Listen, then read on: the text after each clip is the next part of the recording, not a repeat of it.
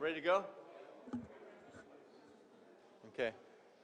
Thanks, everyone. Round two. Appreciate it. I know Tracy just went through this. We're going to go through it again. Let me just state that obviously the mayor was here. We have the vice mayor in the back. Is this John Torga? Are we loud? Is this on? Are we good? Okay. All right. There we go. Thank you. Again, we get the vice mayor, John Torga, there. We had the city manager here, the deputy city manager, we had Commissioner Freeney. We had quite a few elected officials here, so we're really happy with the great turnout. Let me turn this over to Tracy Hood with DOT. Okay, they're running this ship here for the complete streets. We're very excited, working in partnership with Pinellas County, Forward Pinellas, and DOT. Duke is also a part of this, as you can imagine, for underground utilities, along with like Verizon and others that are providers here on the electrical grid here.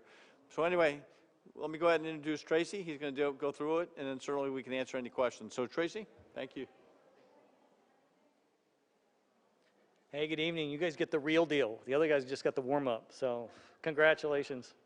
Well, I'm Tracy Hood. I'm here to talk about the 580 Skinner job from Alt 19 Broadway to Bass Main, and it's a complete streets project. So that's what we're here to talk about.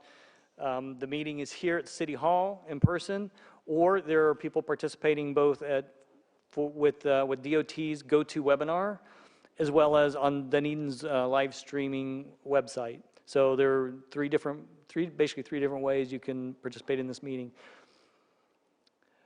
The meeting's being conducted in accordance with the Civil Rights Act of 1964. Public participation is solicited without regard to race, color, national origin, age, sex, religion, disability, or family status. If you have any concerns about our compliance with Title VI or your ability to access your public participation, you can contact one of the two individuals listed above, Roger Roscoe, he's our local Title VI coordinator, or Stefan Kulikowski, he's the statewide coordinator. So if you have any concerns, please contact one of them and let you know what your concerns are. All right, so if you want to ask questions tonight, we'll have staff available at the tables afterwards, and they were available before. You can talk to them. I would say if you want your question or comment to go in the public record, please do so at the make your comment or ask your question using the public comment cards that we have at the comment table. You can either write them down, or if you don't want to do that, you can talk to somebody there and they'll write it down. But that's the best way to do it. We're, the team, you've got DOT people, city people, people on the design team. They're going to be talking to a lot of people tonight. They're not going to remember what they said to everybody and what the questions were. So if you want it captured in the public record and you want to do it here, go to the comment table, please. Virtually, you can, if you're on the GoToWebinar, you can type your questions or comments into the chat pane. Chat pane? Yeah, the chat pane. If you're live streaming through the Dunedin website, you can use the community engagement page to make your comments or ask your questions, and there's the link for it here. Or if you get home tonight or some other time in the next week or so, and something pops into your head that you wish you would have asked or said, you can send an email to Miss Ada Cash. She's the project manager for this project.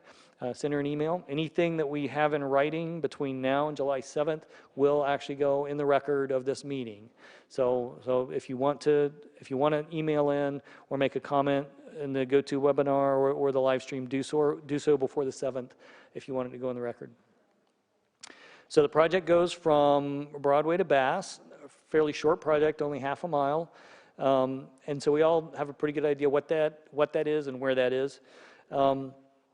But I said it's a complete street project. Well, what is that? Who knows what a complete street project is? And the basis of the complete streets, at the DOT, over the last several decades, we've gotten really good at one kind of narrow focus of our mission, and that's moving as many cars through as quickly as possible. So that's kind of what we've been really focused on for the last several decades. And we started to realize we need to think a little bit more about other users and how the system, how the overall transportation system is working for everybody. So a complete street is a street that promotes safety, quality of life, and economic development. It better meets the needs of all users, regardless of age or ability. And it's based on the context of where the roadway is. So if you're in the Panhandle on a 2-lane road through the middle of a state forest, probably makes sense to just try to move as many cars through as fast as possible, right? That's what you want to do there. But if you're coming through a downtown area or a beautiful little developed area like here in Dunedin, that's not exactly what you want. You want a bunch of other users you want to be thinking about as you're designing the roadway, not just moving as many cars through as fast as possible. So with that in mind, what are our project goals? And you can see this picture. A lot of the things that we're interested in. You see cyclists, you see sidewalk, pedestrians. Of course, we're still interested in the cars. You got transit. You've got all the users. So what we want to do is improve safety and mobility for all the users. So we want to encourage walkability. We want to and rideability for the walkers and the cyclists. We want to calm the vehicular traffic. Part of that is slowing them down, but another part is making them run more smoothly and efficiently. So it's not just slowing cars down, it's cars driving in a more controlled manner. And then facilitate transit, have places where people can safely use the transit system, get off and on, and make use of it. If we do that right, then we'll stimulate economic development and enhance redevelopment opportunity in the area. So those are our goals. What are we actually going to do? Well, the first part is a lane reduction. We're going down from a 4-lane section to 2 lanes. The lane widths are going to vary from 10 to 12 feet. There are a couple of reasons for that. One, by narrowing the lanes, we're creating more space for some of the other users, the cyclists, or even some parking or for some other things. The other thing is narrower lanes mean slower traffic. People slow down. It's been proven they slow down. If the lanes get narrower, people will slow down some, and that's one of our key goals here. We're putting in 10-foot wide concrete sidewalks that all connect to the Pinellas Trail, so you've got an interconnected community for somebody that's on foot. Putting in roundabouts at Douglas and Highland. They will be single-lane roundabouts, which are the easiest to use. You don't have to worry about which lane to be in to go the right way, and all you have to ever do is make a right turn. It just depends on where you are on the roundabout that you turn right to get out of it, and that decides where you end up going. We're putting in 7-foot bicycle lanes throughout the entire section, except for the last little bit between Oak and Bass and Main, where basically we have to start opening up the roadway again to what's going on to the east. So we're really through that area kind of transitioning to match what's going on to the east. So we've only got a 5-foot bike lane through that area, and then the rest of the turn lanes and things we need to get the traffic kind of lined up and in the right place. We're also providing on-street parking where we can fit it in. There's not a lot of places between driveways and other things going on, and then we're putting in bus bays. So that allows the buses to get out of the traffic, get their passengers off and on without interrupting the traffic. We are putting in a permanent pedestrian crossing signal at the trail. The one that's there now is a temporary one, but we're going to put in a permanent one. It'll function essentially the same way. You'll have the signal for both the trail and the roadway. We're also putting a new crossing in Milwaukee. That one will be a little different. It's what we call a mid-block crossing. It'll have flashing beacons. So at the trail, you push the button, you have to wait for this, you have to wait your turn. Whether if you're on a bike, you have to wait your turn, and it turns green and you can go. At the Milwaukee crossing, you push the button, the lights start flashing yellow. That alerts the drivers on the road that there's somebody that's about to cross the road. You need to watch and make sure they've picked up on the clue and they're stopping, but once they do that, wave, say thank you, and then you can cross the road. But that's what we're putting in at Milwaukee Avenue. We typically don't put those in at intersections because people expect to see other people crossing the road. Drivers expect to see people crossing the road at intersections, but they don't necessarily expect to see them crossing mid-block. So that's why we put that in there, to provide more crossing area and then put the beacon to alert people that that's going on. We're putting in a new mast arm signal at Bass and Main. There's already one there. We're putting a new one in. And we're going to put in more raised median. You've got a center turn lane through that area. Those tend to be a little more dangerous than some of the other systems that we have. And certainly putting in a raised median eliminates a lot of the conflicts. The U-turns that you can do in roundabouts. Roundabouts are great for U-turns, and that allows a lot more access without having the dangerous left turns out of the center turn lane. Landscaping, we're doing a lot with landscaping. I'm going to talk more about that later. We're also doing decorative street lighting and signs, but this is probably one of the more important things of the project, reducing the speed limit to 25. Now, at the DOT, we can't just decide we want people to go slower and put up a slower speed limit sign. People ignore it. It creates problems. So we have to do things that encourage people to do those speeds. And that's what a lot of this project is about. The narrower lanes, the on-street parking, the bicycle lanes, the landscaping, the roundabouts, all those work together to make the traffic go a little slower but flow more smoothly. So they all work together. Now for the landscaping, we've got kind of three main landscaping opportunities. One is in the center of the roundabout. There we can do some bigger trees, some really nice stuff, some things that look impressive. We might could even do some artwork or things in there to make it a community feature. That's in the middle, kind of around the edges. We have to keep it lower so that people can still see around the roundabout, see what's coming and see where they're going. In the medians, typically that's lower level stuff, grasses or little shrubs. Some of the medians I think are wide enough that we could fit a tree in them, kind of like you've got there now on the west side of the roundabout, or on the west side of the trail, sorry. You've got a couple trees there, so we think we've got some places we can put some in the median. But then this is part that I'm really excited about, and the city kind of challenged us to do this, and our first answer wasn't like, no, we don't do that. It was just, I don't think that's going to work. They wanted to try to create a shady environment along the roadway, and I'm thinking, how can you do that? You don't have the space. But with the city's arborist, Craig, he kind of pushed us, and we looked around, and he gave us some examples, and we found some ways that we think we can do that. It's a type of what we call a tree well. We can put these big boxes in the ground. The tree roots can grow in there without interrupting all the other stuff, breaking up the sidewalk and messing up the utilities, and you're able to do that and still have some trees that can get pretty big and maybe create some shade. So I'm not going to promise you a canopy road there, but I think we can create some shady spots along the roadway to make it a little more attractive to some of the pedestrians or other users. I want to talk some about the roundabouts, because there have been a lot of comments about roundabouts and some concerns raised, but there are some distinct benefits to the roundabouts. They do increase traffic safety and pedestrian safety.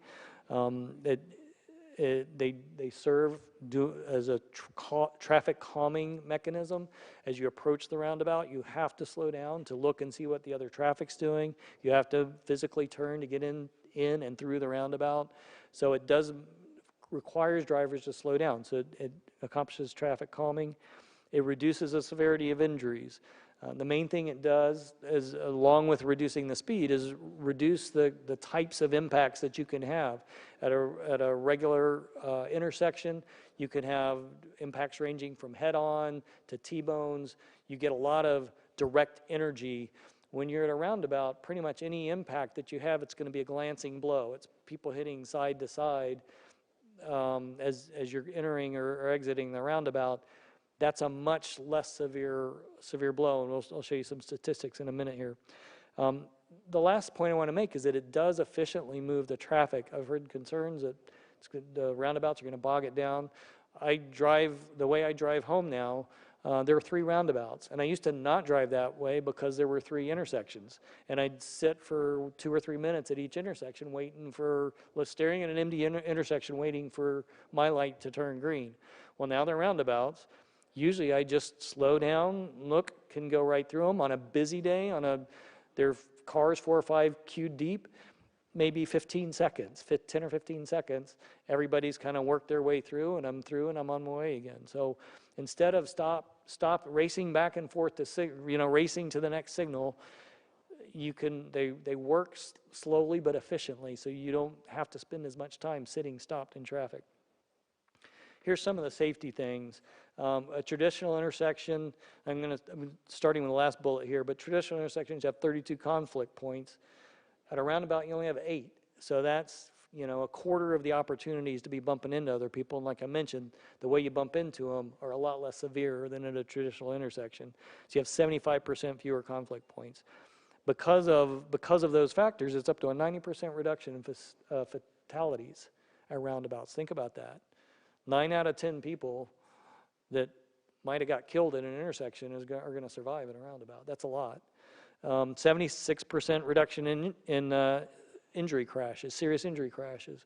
So that's less people going to the hospital. And it is true, sometimes you put in roundabouts and there are more crashes there, but I'd much rather be giving a little bit of business to the body shop and taking the business away from the hospital. That's kind of our goal in the way the DOT is looking at things now. We'll take some crashes as long as people aren't getting hurt. The rest is just stuff, right? 30 to 40% reduction in pedestrian crashes, and that's where a lot of the serious injuries are because people usually lose to cars. So 30 to 40% reduction in pedestrian crashes. So there is a definite safety improvement along with the traffic calming and efficiency. At the DOT, you're going to see more and more of them going in. We've gotten to where you pretty much have to prove, if you want to put in a signal, you have to prove the roundabout won't work before you can put in a signal these days. So, so we're all about them. We think they're safe. We think they do a lot of good things. So that's why we're putting them in here. We've got a lot more information. There's a flyer at the back table back there by the back door if you want to learn more about why they work so well, how they function, that kind of thing. There's more information there. If you want to grab this QR code, there's information online. But there's a lot of good information around about these if you want to look and read and learn more. No, not here. We'll do it out there. We'll do it out there in the workshop area. So the. Is this already approved then?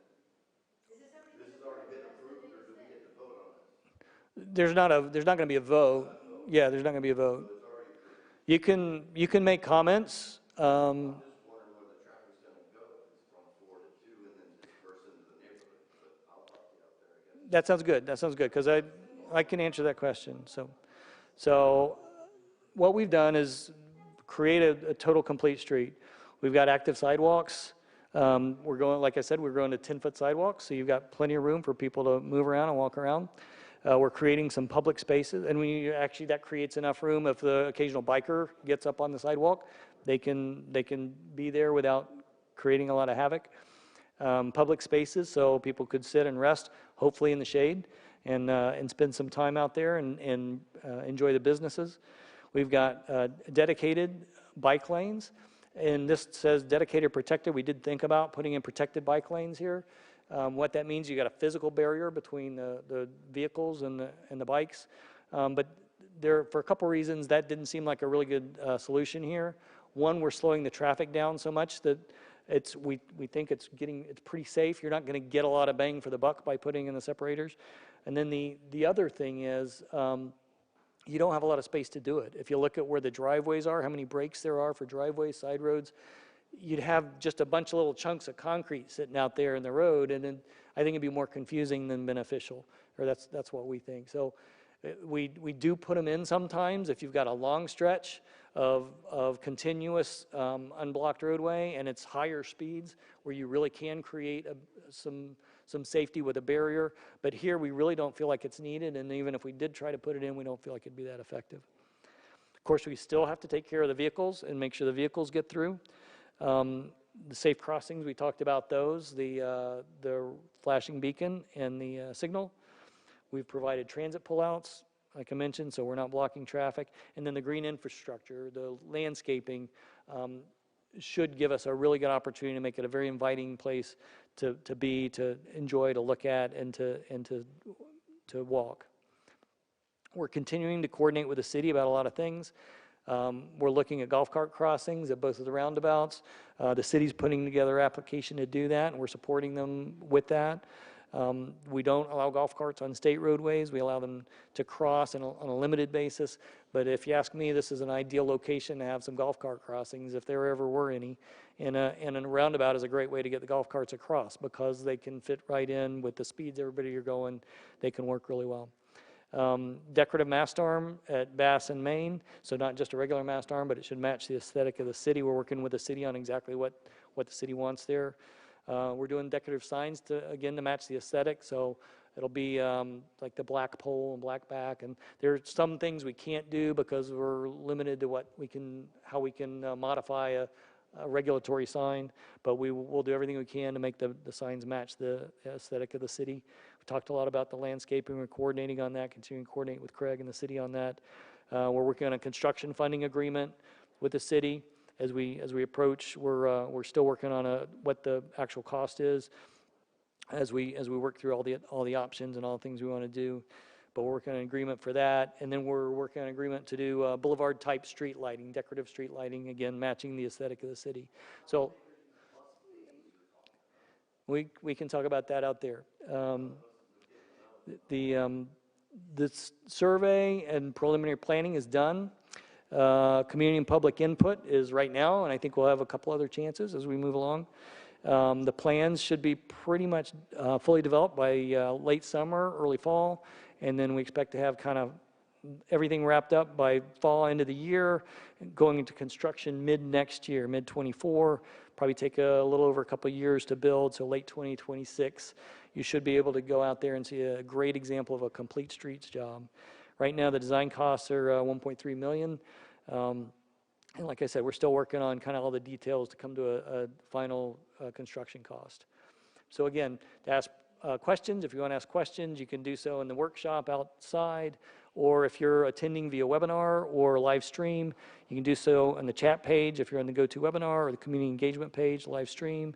Or if you think about something later, you can email Ms. Ada Cash. Do so in the next, well, by July 7th, and it will be included in the meeting public record. So as a closing here, a little safety message. Every bicyclist and pedestrian is important to somebody.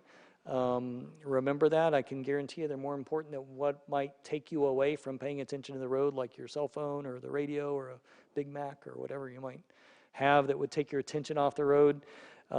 They're important to somebody, so please pay attention to the bicyclists and pedestrians. Slow down, especially when you're in an area where you expect to see a lot of pedestrians, and pay attention to the road and share it safely. So thank you for attending. You can see this presentation, the display exhibits, at the Florida Department of Transportation's project website at FDOT-TampaBay.com, or at the City of Dunedin's website, community engagement page. Either of those places you can go and see it. So thank you, and be glad to speak with you folks outside if you'd like.